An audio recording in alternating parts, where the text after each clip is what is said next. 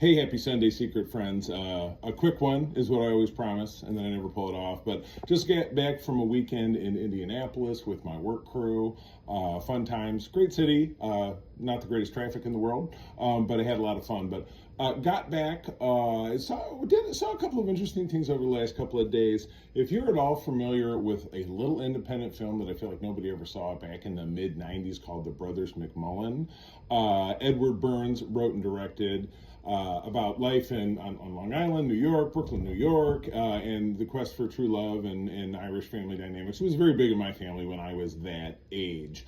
Well, all of a sudden, he very quietly made a sequel to it called The Family McMullen, which jumps that family of two brothers, had the third brother having passed away, at least in the story, and into their crazy family dynamics and running around. And it has some great cast. Tracy Ellis Ross is in it, Halston Sage, so some recognizable names kind of in the here and now.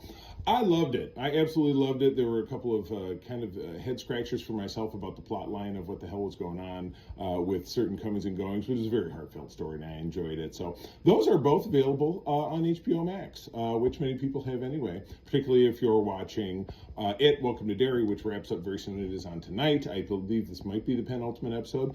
I know that we're going to have an episode of Secret Friends Unite, Oops, All Thunderdome, where we wrap the series up with Peter and I think April and myself are going to be talking about that. But secondly, speaking of HBO Max, when we got home today, I have long been wanting to watch Mad Men again. Great series from AMC that ran from 2007 to 2015 about the world of Madison Avenue advertising men in the 1960s.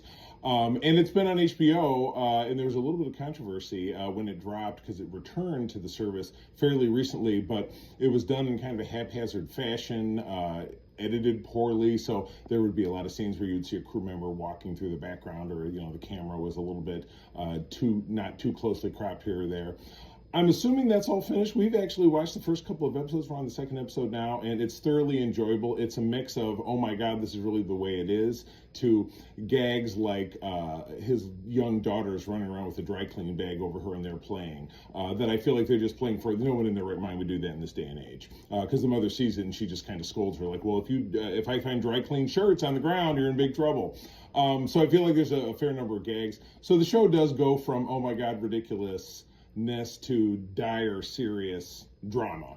If you've never seen it, I highly recommend tuning in. I'm going to let you go. SecretFriendsUnite.com is where you find all of our content. Also over at Patreon.com/SecretFriendsUnite. And of course, right here on our YouTube channel. I will see you as we get into the week. We'll have lots more to talk about. Have a great rest of your day. Bye-bye.